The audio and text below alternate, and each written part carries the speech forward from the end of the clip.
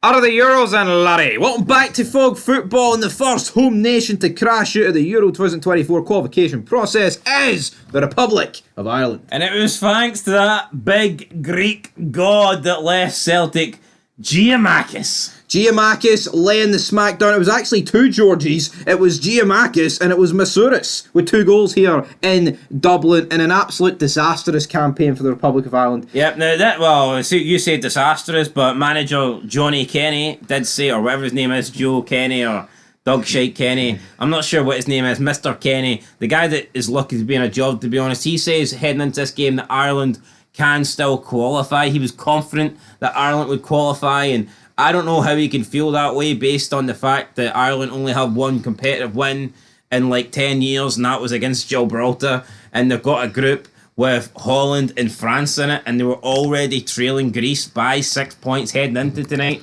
So how this guy felt confident Republic of Ireland would still qualify is news to me, but I can tell you this, they won't be qualifying now. They can no longer mathematically qualify. They are out of the Euros. So just go back to accepting your little win here against Gibraltar, because it's the only thing Ireland have to celebrate in this campaign. It is, and you know what, right? If they're going to have any hope getting out this group, it is a tough group, I'm not denying it. Holland and France, 2 very good teams, right? Holland aren't really what they used to be, but I think they are getting a bit better. But you need to be beating Greece twice. It really is that simple. Or you need to be at least doing something at home against France and Netherlands. Now, they were unlucky against France. I believe they only got beat 1-0 in Dublin, or it might have been 2-1 with a late goal. But at the end of the day, I mean, 6 games played and 1 win against Gibraltar. I mean, that's unacceptable. Has to be. Yeah, I mean, it's not good enough, and they've lost at home here to Greece. That's 2-0. And let's be real, like, this isn't the Greece of 04. I mean, this is the Greece of 2024. I mean, it's an okay Greece side, but when you're in a group with Holland and France, you fucking have to beat Greece at home. To have any chance of qualification, you have to beat Greece at home. And they haven't done it. So that's them out. And rightfully so. They deserve to be out. Well, let's have a look here at Ireland's results then, as we head into, well, last match day 6 officially over with 2 games to go. It doesn't matter, Ireland are out, but this is our results so far in the competition. So they kicked off their match day 1 with a 1-0 defeat at home against France. I mean, not the worst result in the world. They then followed that up with a 2-1 defeat in Greece. So again, no points after 2 games. Not good enough.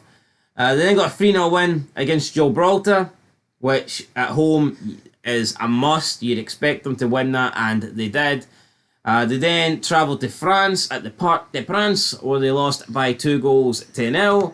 Then they lost at home against Holland, where they took the lead with a penalty in the first 5 minutes, but ended up losing by 2-1. And then tonight they lost again at home against Greece by 2-0, and this is easily the worst result that they've had of the qualifying campaign.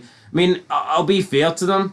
They haven't lost by big margins. 2-0 is the most that they have lost in this qualifying campaign. Oh, hell, Shane Duffy, damn it. Yeah, Shane Duffy. But they really had to win tonight to have any chance of going through. And I mean, even if this Greece match at home was match day 1, you have to win this match, especially when it's France and Holland you've got. No, you really do, and I think you've just seen them regress over the years. I think 2016, for pretty much every home nation, apart from England and Scotland, they've all regressed.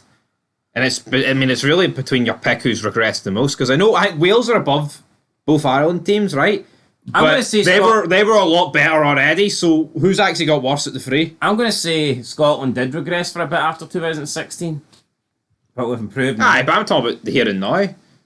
You know, like, I look at the 3 Wales. I mean, around that time, you've got Prime, Bale, Ramsey was a lot better. I think you just had, like, Robson Cano doing a bit more. You had Ashley Williams at the back. And just a few other players that were, a bit younger. Republic, Seamus Coleman, he was younger. Put it this way. Shane Long. Ireland don't have a good... They used to have a good team. Arguably, I think Ireland used to be the second best team in the home nations, but not anymore.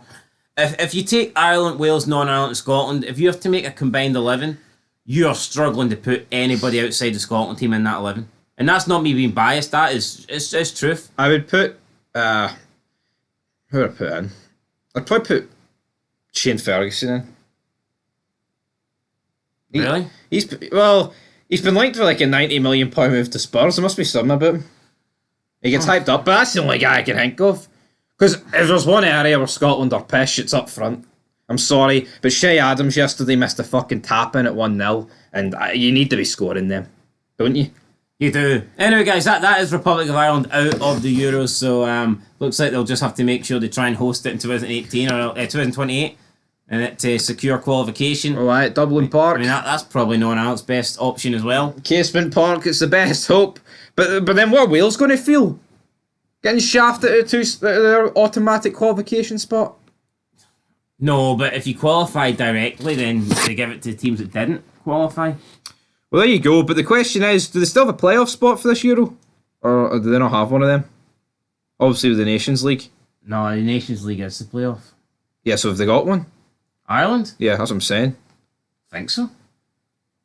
So they don't even have that cushion to fall back on? I'm pretty sure they're out. I'm pretty sure. I think they're humped. They're humped. Well, I mean, you could rule that out. You could rule out the World Cup. I mean, I just don't see them getting to the World Cup. I think, 2028 is a long time away. The qualification process for that's going to begin in 4 years. There's a lot of time for a lot of players to come through and get rid of the old guard.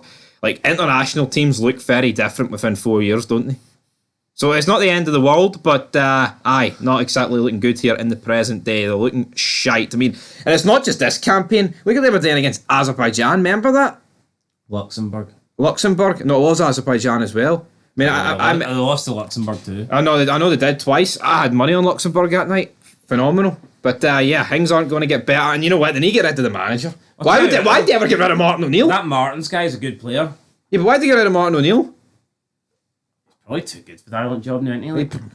No, he said like he's spring chicken. He's probably done now, Big Martin.